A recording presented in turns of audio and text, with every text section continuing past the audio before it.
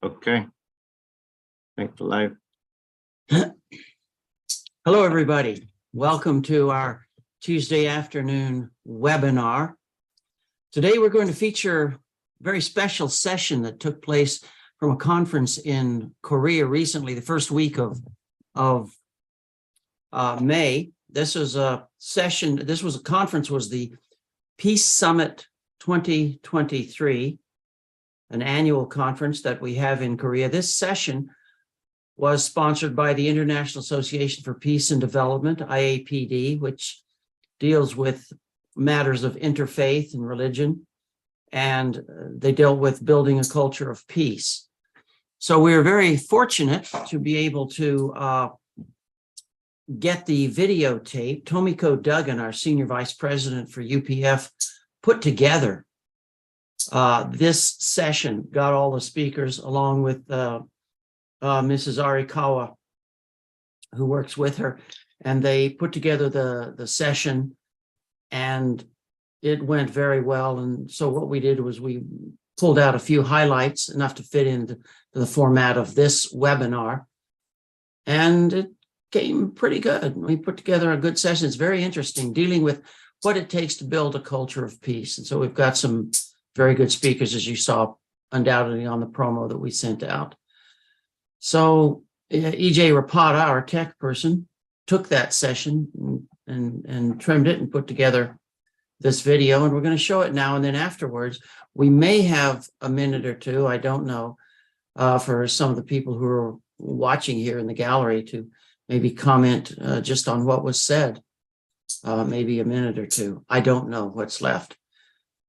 So EJ, anytime.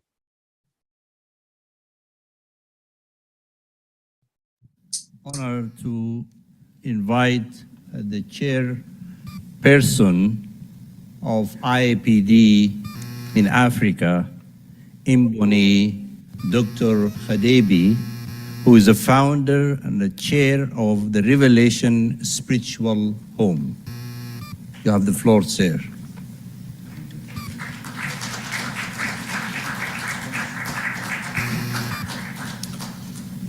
If religion was created by men, then spirituality should lead.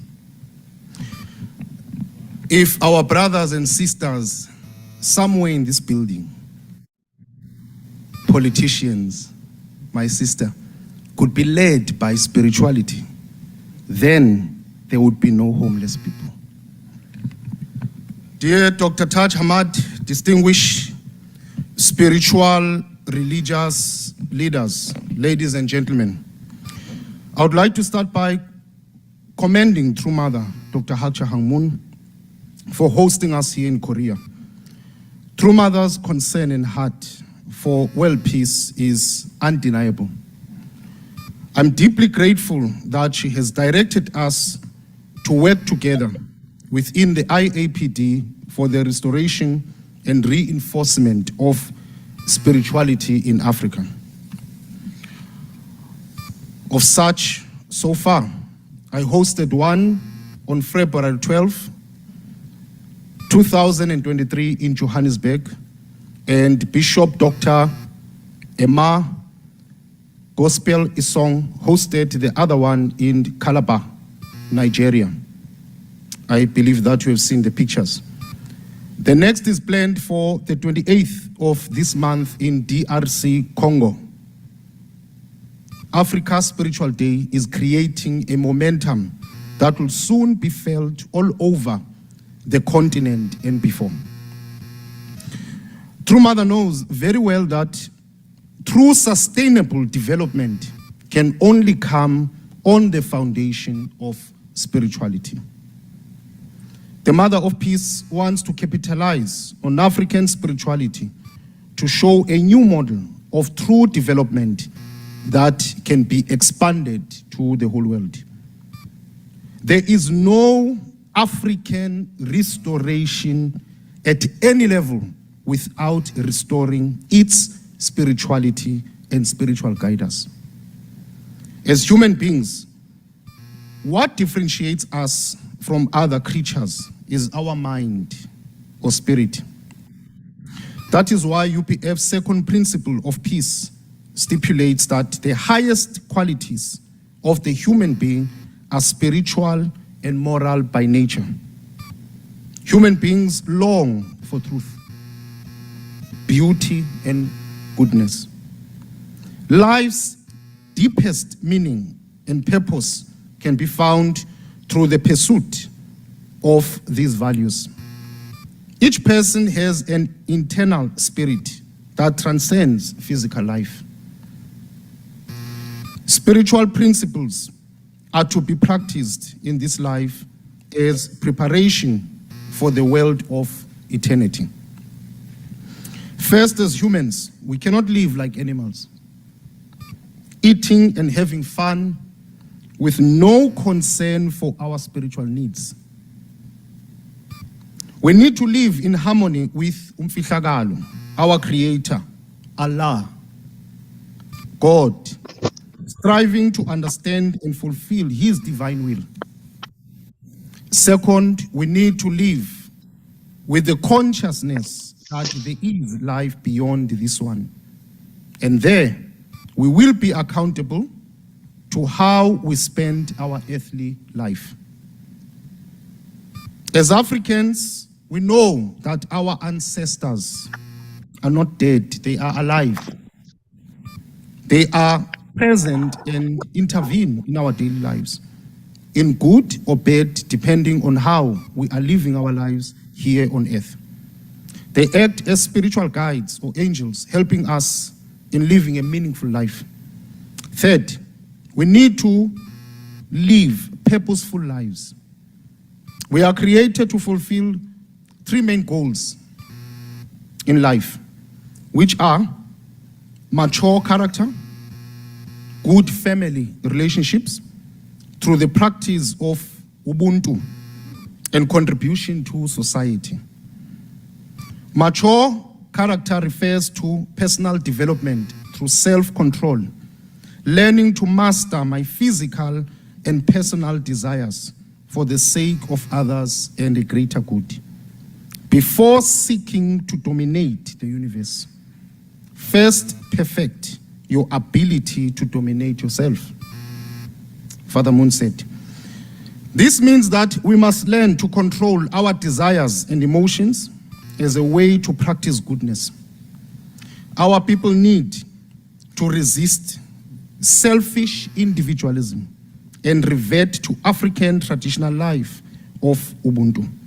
Ubuntu, for those who don't know, means I am because you are. A communal life where we shared everything and helped one another. Ubuntu is one of the many attributes of African indigenous spirituality that truly defines and has shaped us as African indigenous people. There is an African saying, it takes a village to raise a child, which is a testimony to this spirit of Ubuntu. Living for the sake of others is the key to establishing a world of interdependence, mutual prosperity, and universally shared values. Ubuntu dictates good and proper relationships between parent and children, brothers and sisters, husband and wife, knowing that the family is the school of love and peace. What we learn in the family is then taken to society and nation and eventually the world. Contribution to society refers to how I use my school education to acquire skills that will be helpful in leaving a legacy for the future. That is, to become a good and responsible citizen. 4, we need to live in harmony with nature. Nature is a great teacher. As we develop our spirituality, nature is key. That's why most of the time, Reverend Kamara, you can't find me. I'm on the mountain dealing with nature. We can learn a lot from the birds, insects, domestic and wild animals, etc. And by the way, that is why in the ancient times, in most cultures, we would wear animal skin, which maybe you can see on my forehead as well, because it is our relationship with nature, and it is the meaning of those animals that is translated to spirituality. And it is for all those who are always constantly asking me, what does this mean? It is the relationship between the leopard. Leopard is an animal that is very powerful, but it lives among the trees. It is not arrogant like the lion who roars like the king, but the real king is the leopard, who is silent among the trees. It symbolizes royalty, and it symbolizes strength and spirituality. It symbolizes angel. An angel is not arrogant. An angel is quiet. He can't be seen, but is very powerful. Each natural phenomenon, like sunrise or sunset, water flowing, birds singing, a falling leaf, etc., has a meaning for spirituality sensitive people. We need to learn to love nature. I can understand a message from my spiritual guides just by seeing the way a candle is burning, or feeling the way the wind is blowing, even seeing the way a leaf is falling in front of me. All spiritually inclined people always have a special relationship of love with nature. The modern lifestyle with urbanization does not allow us to have such experiences. Father Moon, in his memo, said, children these days are raised in urban areas and don't have opportunities to become familiar with nature. But developing sensitivity to nature is actually more important than developing our knowledge. What is the purpose of providing a university education to a child who cannot feel nature in his bosom and whose sensitivities are all dull? The person separated from nature can gather book knowledge here and there, and then easily become an individualistic person who worships material goods. Personally, I always love to be at the sea, climb the mountain, etc. I have regular times when I go to the mountain or at the sea every year. This is where I get inspiration in my revelations.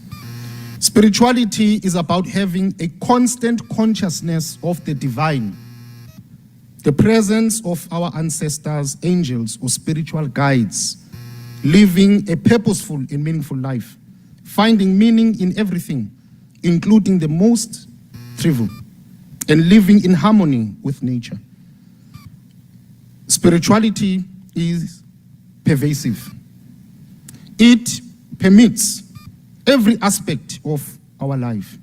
Spirituality is beyond religion, as we know it today.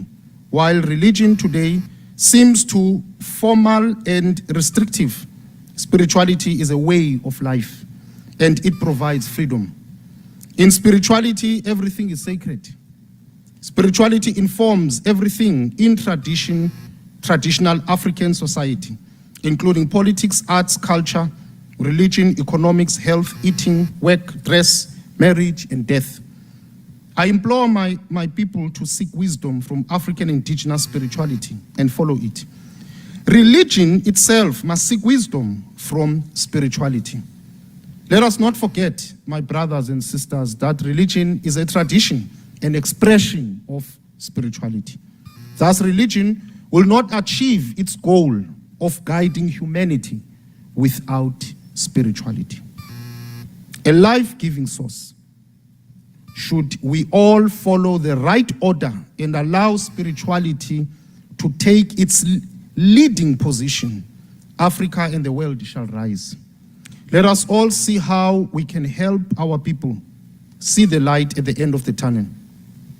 As spiritual and religious leaders, True Mother is giving us, through IAPD and Africa Spiritual Day, the tools to help change Africa and the world. The foundation of everything is spirituality. Spirituality shapes and gives meaning to the values we uphold. politicians, religious leaders, business owners, leaders of social organizations, and members of all of society should all drink from the spirituality fountain. Everything begins and should end with spirituality. The future of Africa and the world in general is in our hands. I pray for the successes of our mission. May spirituality lead. May umfihlakalo yezulu, our creator, Allah, God, bless you and all your families. I thank you for your attention.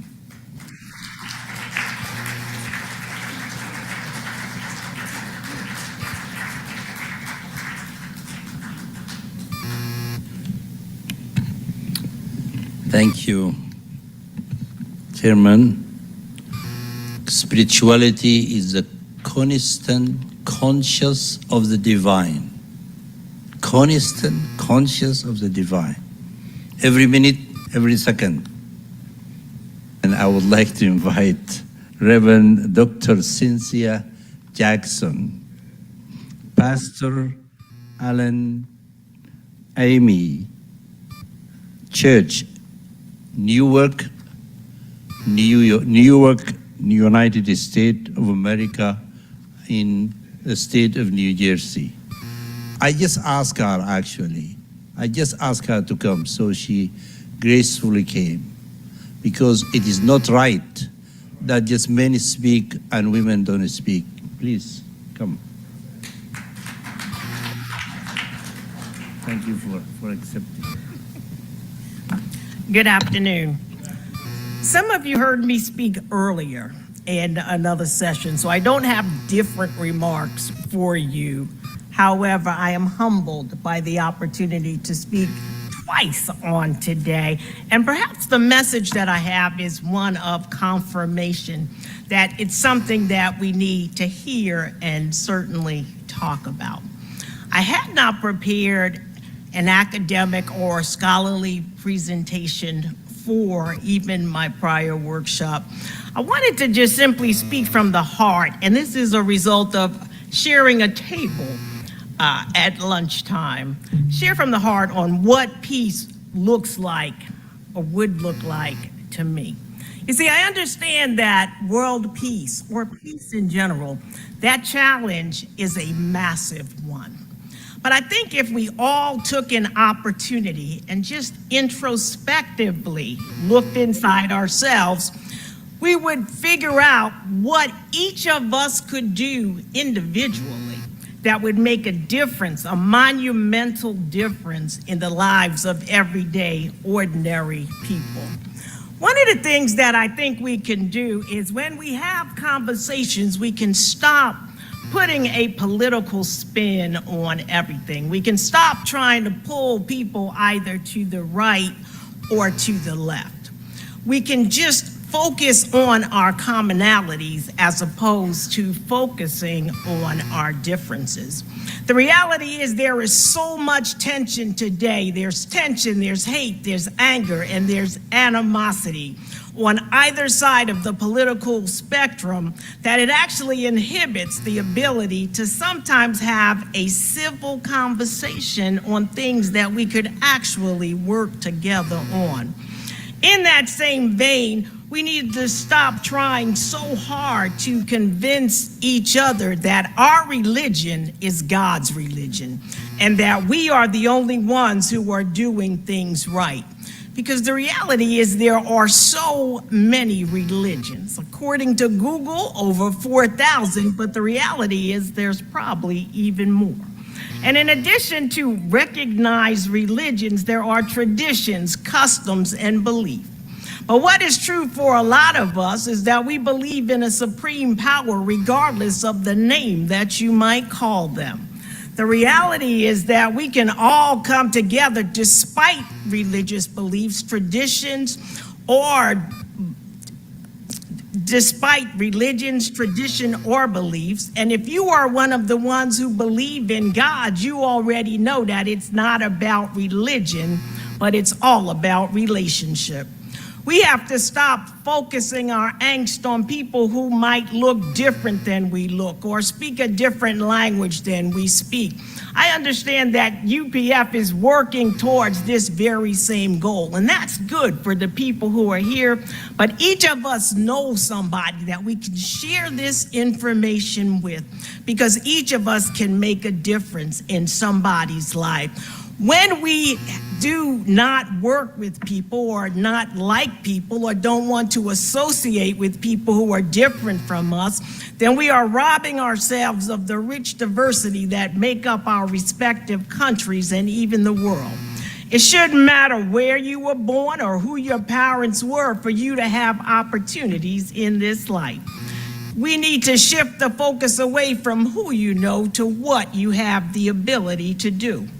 We need to work harder together to eliminate poverty and issues like food insecurity in lands that are flowing with opportunity, lands that can be described as flowing with milk and honey. Nobody should be homeless or should have to worry about where their next meal is coming from. Books should never be banned because knowledge is power. Weapons of mass destruction should not be so readily available, understanding that we are not always in a race to the top, but sometimes in a well-oiled fall to the bottom. The list could go on and on and on. But if you don't remember anything else, please remember that we have more in common than we have in differences. If each of us are cut, we will all bleed red. We each have family, friends, and loved ones, and all have a vested interest in this thing called life. So if each of us, and that means all of us, started implementing, taking even the smallest of steps, even something as simple as speaking to people in the same room that might be a little bit different than you are, it would go a long way towards achieving peace in our lifetime. God bless you.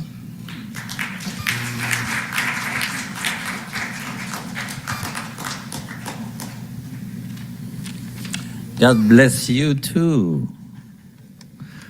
Truly, we have more in common. And I love these things about, it is about relationship. Relationship. Good relationship with each other, with the creation, with the Creator.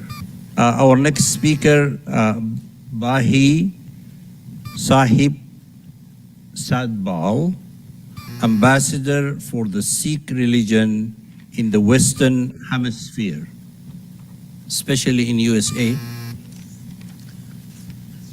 you make it 5 minutes? Thank you.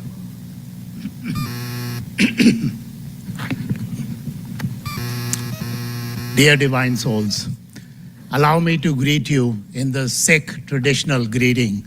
Vaheguru Ji Ka Khalsa, Vaheguru Ji Ki Fateh. Vaheguru is the name referred to God in Sikhism. Khalsa means the pure one. So when we say Vaheguru Ji Ka Khalsa, we are saying the pure one belongs to God. And when we say Vaheguru Ji Ki Fateh, that means all victory belongs to God. First of all, at the outset, I am truly thankful to Mother Moon, UPF, their entire team for putting together this grand event and working their lives and dedicating their lives towards peace. Friends, like the previous speaker said, most of our religions are togetherness, unity, uniformity. They all talk about peace. I have not come across any religion that does not talk about peace and talks about hatred, anger, and all kinds of violence. In the Sikh tradition, we are about 550 years old. Our founder, Guru Nanak, is one of the most traveled prophet or founder of any religion up to date. Over 35 years of his life, he traveled all across wherever he could on foot. He traveled all across India, went down to Sri Lanka, went to Tibet, China, went to Persia, all the way to Mecca and Medina, and also there are reports he ended up in Vatican. Two of his most trusted friends One was a Hindu and one was a Muslim. Guru Nanak's message was of universal brotherhood. Friends, in today's world, as time is only 5 minutes allotted to me, so I will just focus on how peace and development, how that relates into modern world. There may be many paths that we follow. There are different languages, there are different traditions, there are different religions, faiths, all kinds of various ways to spend our lives. But at the end of it, we must realize that all creation emanates from that one creator. In our Guru Granth Sahib, the Holy Scripture says that Ek Pita, Ekas Ke Hum Barak. There is one Father and we are all his children. Religion today is a major cause of conflicts in the world. The PEW, which is an institute in Washington, D.C., does yearly surveys, and they recently said that over 85% of the conflicts are due to religion. Brothers and sisters, religion is one of the most divisive elements in our lives today. But us, all of us religious leaders, we can convert that into a positive note by uniting our various followers, whoever we represent. I believe politicians can pass laws. Politicians are in for a few years. After that, they are gone. They no longer represent the office. But I feel the religious leaders are there to stay. So today, if the religious leaders can all unite and we all get together and bring back the message of a harmonious life, a harmonious unity, a harmonious, peaceful life to our various communities and accept and respect diversity, that would make a difference in the world. There is a we say that we are human beings. There is a big difference between human being and being human. Some understand it, most don't. We feel, a lot of religious leaders feel, that we have to follow certain traditions and certain ways and rules of following each other's religion or our own religion. But we forget that when we climb the mountain, the path may be different, but the view from the top of the mountain of the moon and the stars is the same for all of us. So we must accept and respect diversity. We have to realize that we are one human race. No one religion, we must also accept, no one holy scripture or one religion has monopoly over God. We are all his children, and there must be diversity, there must be differences. Just like in front of us, there's a whole bouquet of flower, a garden of flower. We are all considered as different flowers in this earth, which is called our Mother Earth. So since Sikhism is a new religion and it came after many other established religions, our concept is a very simple way of life. It's 3 principles, and I will end in a 30 seconds. Our 3 principles are that one chakna, share your knowledge, share your food, share your belongings, share your assets. Naam japna, meditate on that one God. And then kirt kamai, honest living.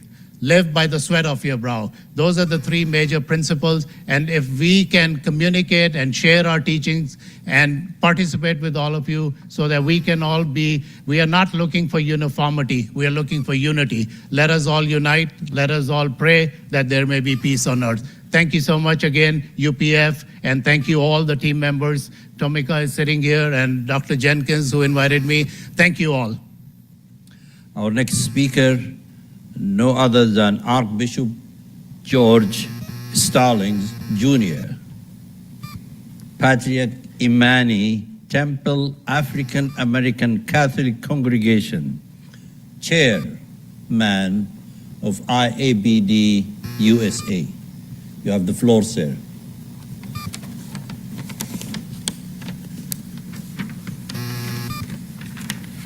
I surprise you. You're a good man. You will do it. Thanks again. Thank you. Thank you very much, my beloved and esteemed brothers and sisters, for that is who you are. I am your brother, and you are my brother and my sister. That there is a commonality that binds us all together into that one human fabric that we call humanity.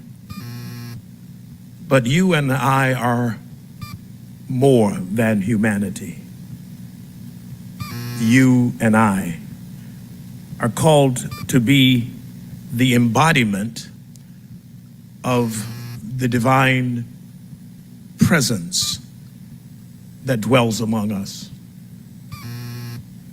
I am a Christian, and my faith has taught me that each one of us has been created in the divine image and likeness of God.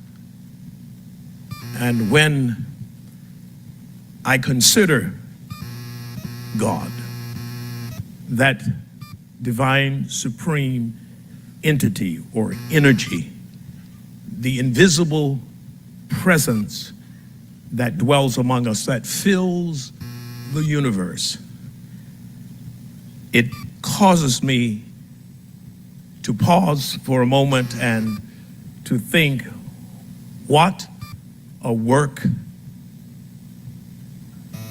of God, that God would decide to reposit itself within us, that we are called to be the tangible and the visible presence of God on earth. When we look at religion, and we speak of this organization as being the Interreligious Association for Peace and Development, we realize that each one of us has chosen a particular path in life by which to express the very identity, the purpose,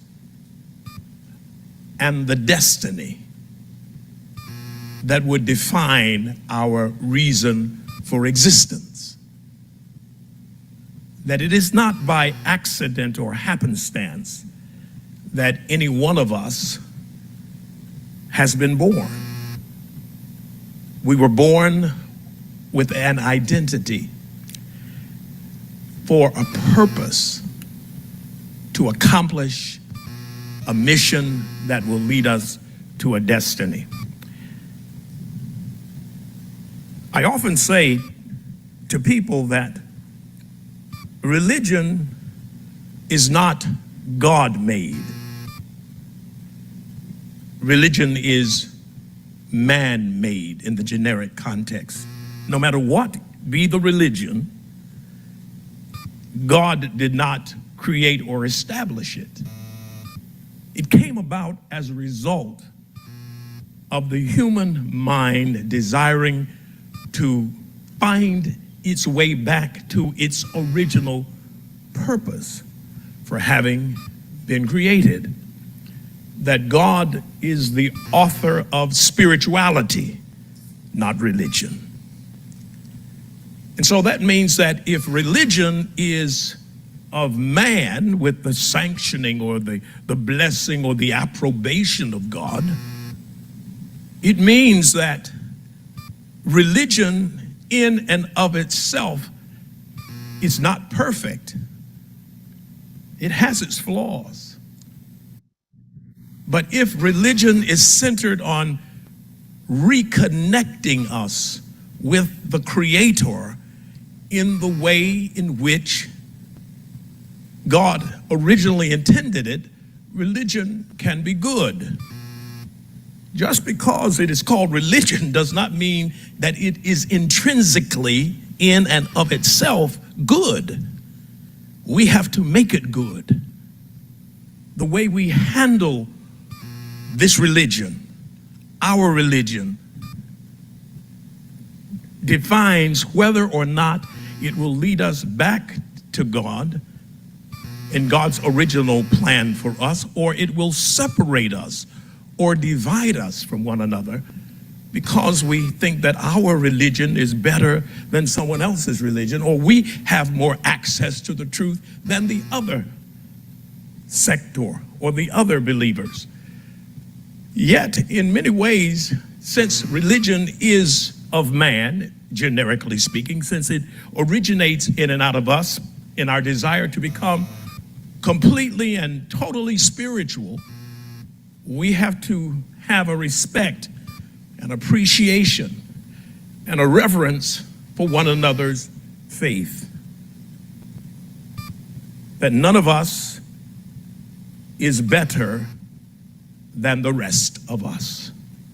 And so when we speak about interreligious association, it begins with the premise that we are seeking to use a human construct to bring us back into alignment, into divine alignment with our Creator,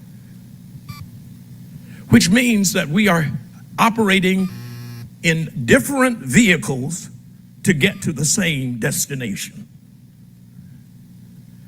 And that we must have within us the mind and the heart of God, our Creator, when we come together to work to establish a world of true and lasting peace, and to develop the mind in such a way that it is focused on the things that are above, if you will, rather than the things that are below. And that our task as religious leaders is to come together united on a common purpose, to ask ourselves just what is our real identity, namely that we are sons and daughters of God.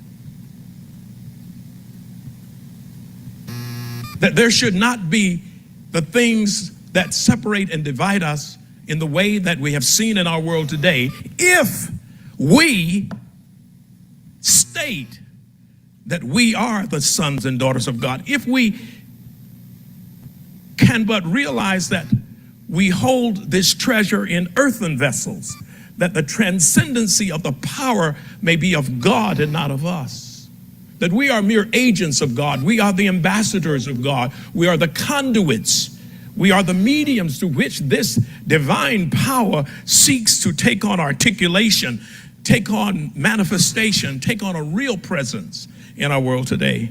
And that we cannot allow religion to continue to separate and divide us when it is supposed to connect us back to the Creator, so that we can then reapproach each other with the mind and a heart of God, the mind and heart of God, not of humanity, but of God. That we are the most privileged people in the world. You know, we look at all of these folks gathered here at this International Peace Summit, all the politicians. We heard from the politicians today. They have a purpose. We have the academy, we have the sciences present here, the arts, but I think that the greatest gathering of all at this international summit, this International Peace Summit, are the men and women who have accepted the call of God, who have been chosen for such a time as this, to create the kingdom of God, the kingdom of heaven here on earth. And we are doing it through the vehicle of religion. Religion must always be seen as a means and not an end. So as we go forth in this work, as we do our various tasks around our ministries, I call it, around the world in our respective places, let us be ever mindful that as an interreligious group, our responsibility is to respect one another and to become the very incarnation, if you will, the incarnation of the word itself. And that is why for us as Christians, when Jesus says the word became flesh and dwelt among us, that is what we are called to do. And what we are called to be, we're called to be the visible and the tangible presence of God on earth. Thank you. Kamsahamnida. So our next speaker is Dr. Surinder S. Gill, Secretary General of Sikhs of USA. You have the floor, sir.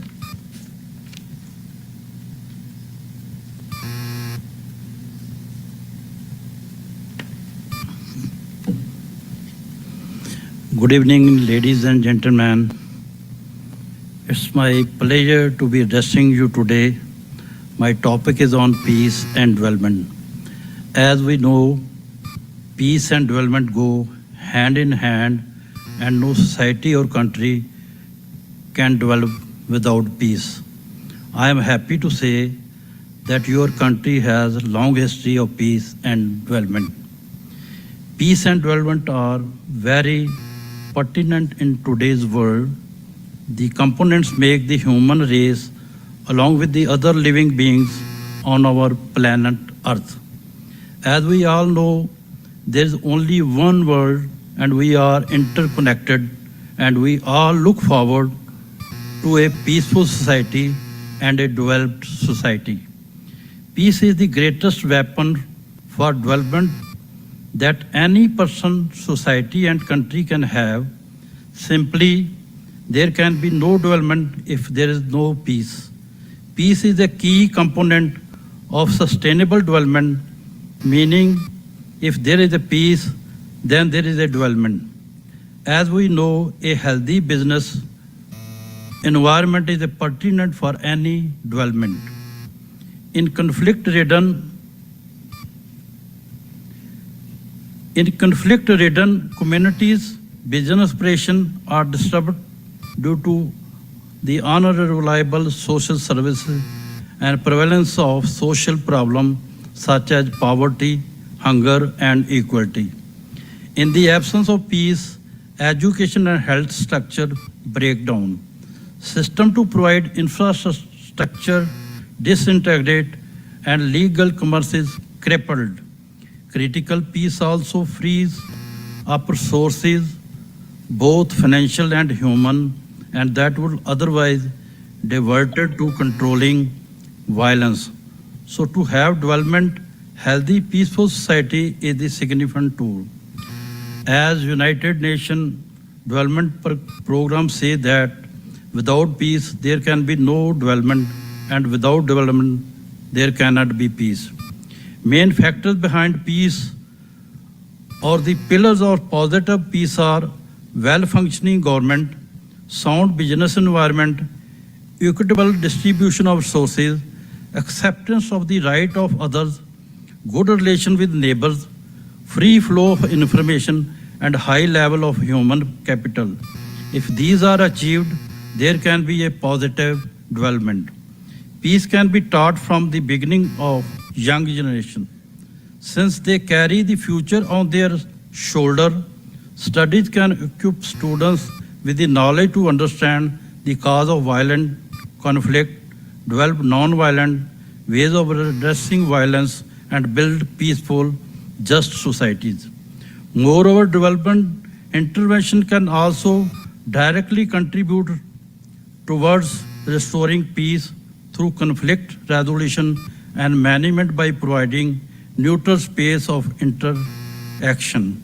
Positive community outlet and mechanism for cooperation, or by providing non-violent means to work together and address contentious issue, they can demonstrate alternative to conflict.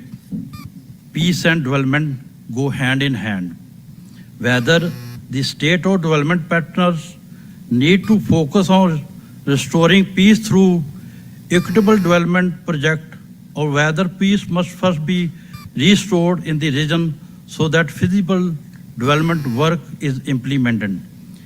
A spirit of peace within us enabled us to see things in a better light. Peace enriches our communities and individual lives as it directs us embrace diversity and support one another to the fullest extent possible that can be useful for development. A great danger facing humankind is the threat of nuclear destruction. We know that is the event of nuclear war, there will be no victory because there will be no survivor. It is not frightening, just too contemptible, such inhuman and heartless destruction. As a one family, people seek peace. That's why necessary to develop a sense of universal responsibility, a deep concern for all, irrespective of creed, color, gender, or nationality. To be born a human being is a rare event in itself, and it is wise to use this opportunity as effectively and skillfully as possible, so that the happiness or a glory of one person or group is not sought at the expense of others. The world is becoming smaller and smaller, more and more independent. In ancient times, problems are mostly family size, and they were naturally tackled at the family level, but the situation has changed. Today, we really are part of one big human family.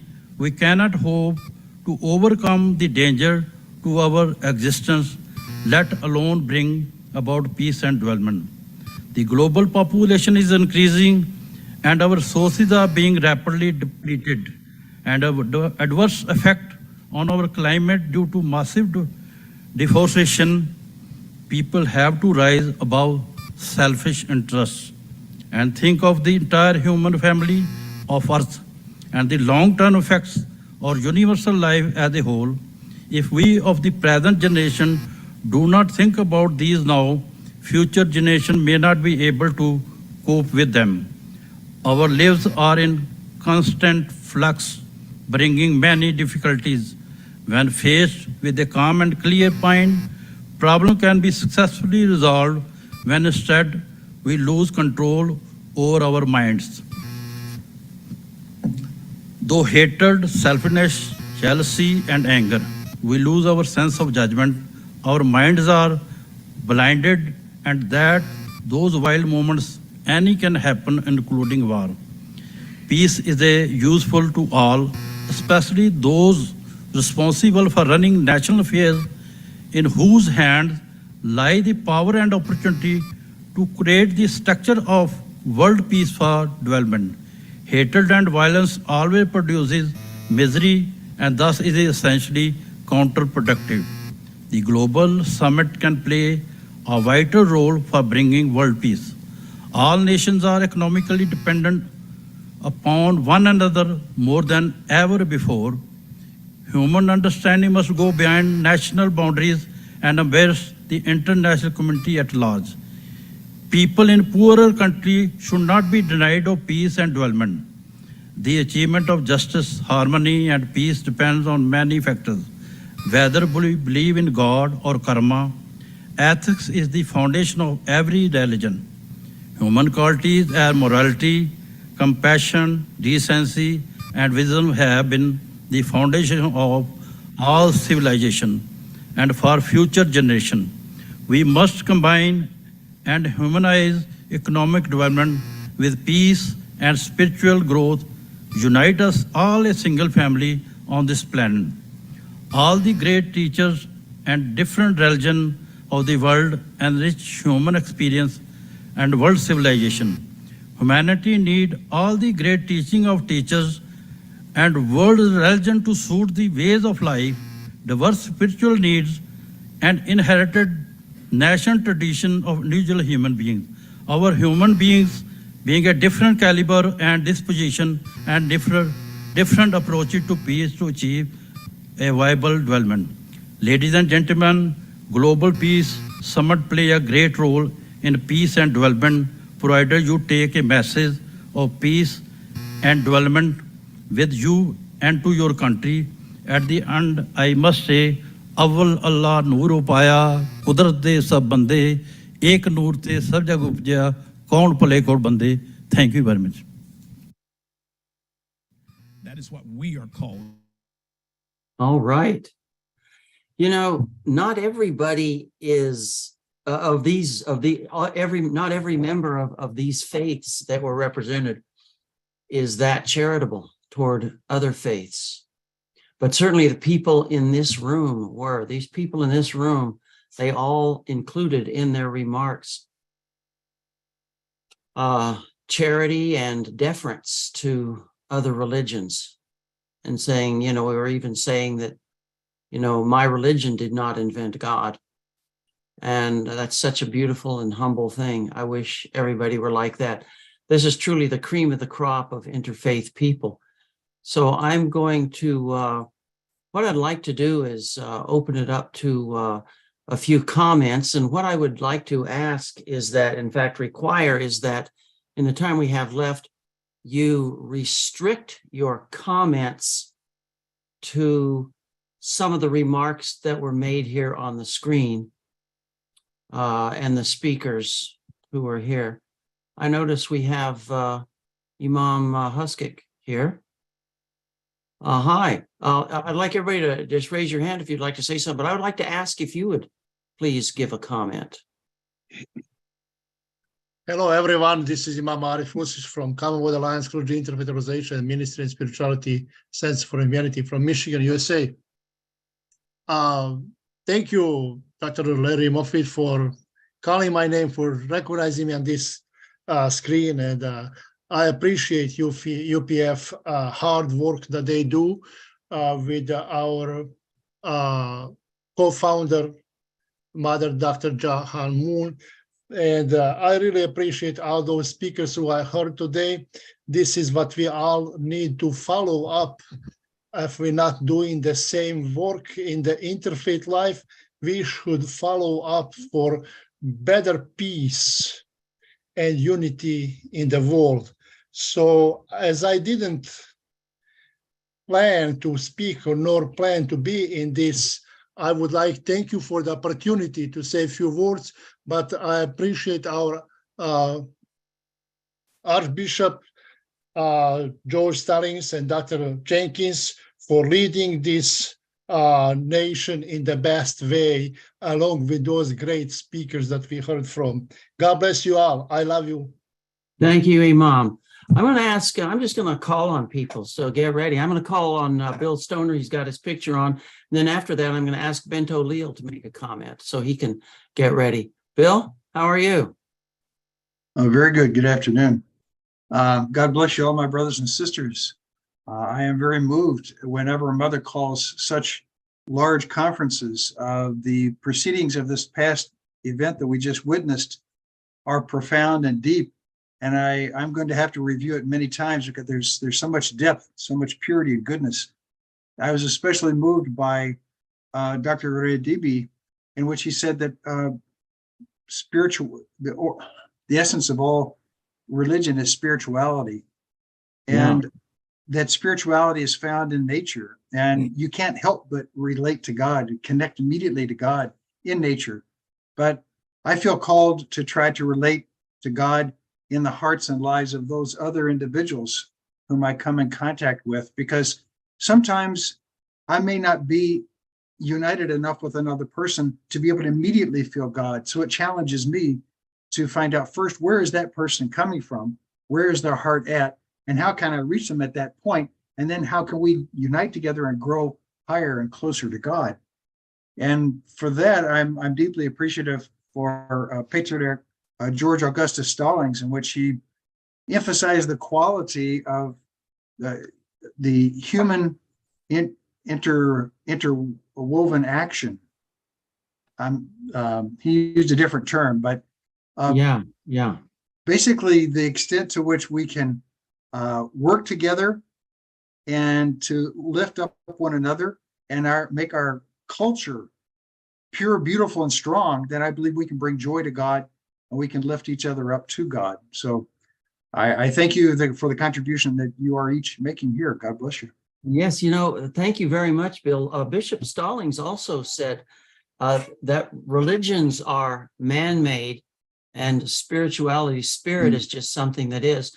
And I like that separation because I fight with my religion all the time, but because I want to make sure that it doesn't get in the way of God.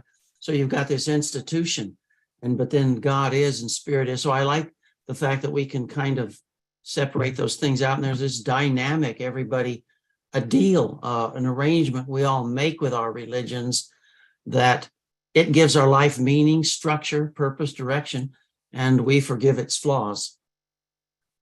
And we move toward heaven. Bento, I wanted to call on you. I don't see you very much, my brother. And then after you say something, I'm going to ask Barbara Mosley Marks. Very good. Hey, thank you, Larry, and thank you, everybody. Imam, good to see you there. Yeah, just very quickly, what inspired me about all the speakers, including the lady from the minister from New Jersey, was basically a shared level of humility.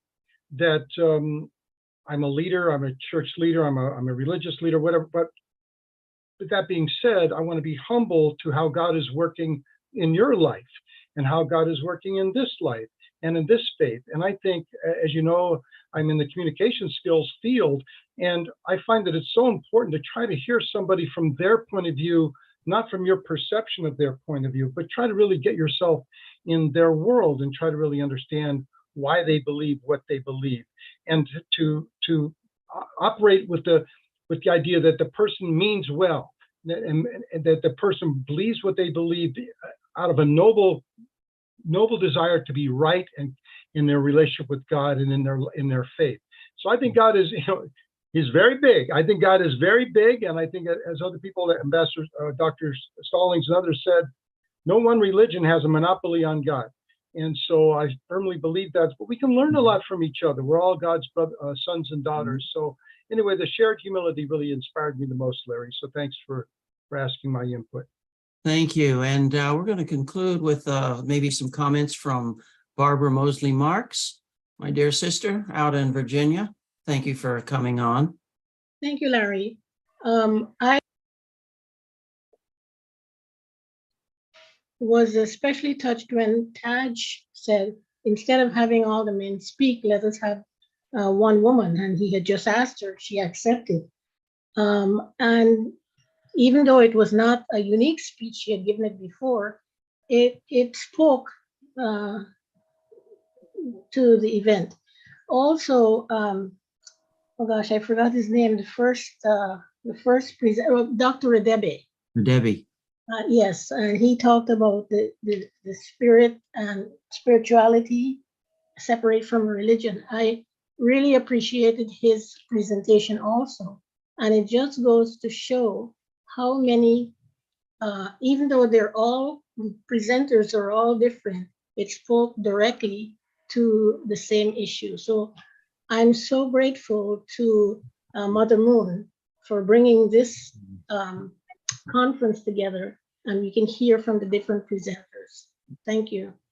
Thank you, Barbara. Yes, I agree with you. This collection of people already embodies the people that you would find in heaven. Mm-hmm. There was a comment from Pastor Radebe.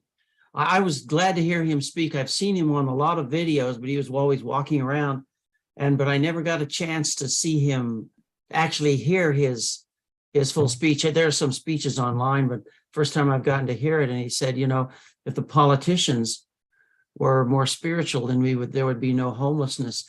And I thought that spirituality in a public figure was kind of embodied by Reverend Dr. Jackson, who is both a municipal judge in Jersey City and the pastor of an AME church. She's somebody who has to have one foot all the time in the secular world and the spiritual world.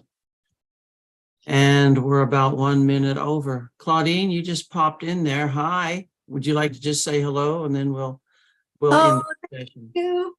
I am so impressed by these amazing, beautiful souls. Gives us hope. One of these days we are all going to be together and enjoy eternity. Thank God. Thank you very much for such a joyous shout of hallelujah, and a great thing to end it. What a joy this session has been. Thank you all. Imam, Bento, Bill, Barbara, Claudine, all the people who spoke.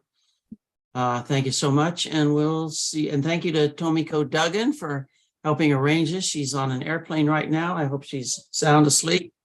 And EJ Rapata, who had to get up and run tech. And he wants to sleep because he got in. I mean, it was a brutal, this is a big sleep deprivation experience, these conferences. And he was there, you know, I mean, you're just going for 3 or 4 days solid. And then the flight home and the flight there, that transoceanic travel, that is not your friend. Ultimately, that takes your body apart. All right. God bless you, everybody. See you later. Thank you so much. Thank you. All right, God bless. Thank you. Assalamu alaikum. Alaikum assalam.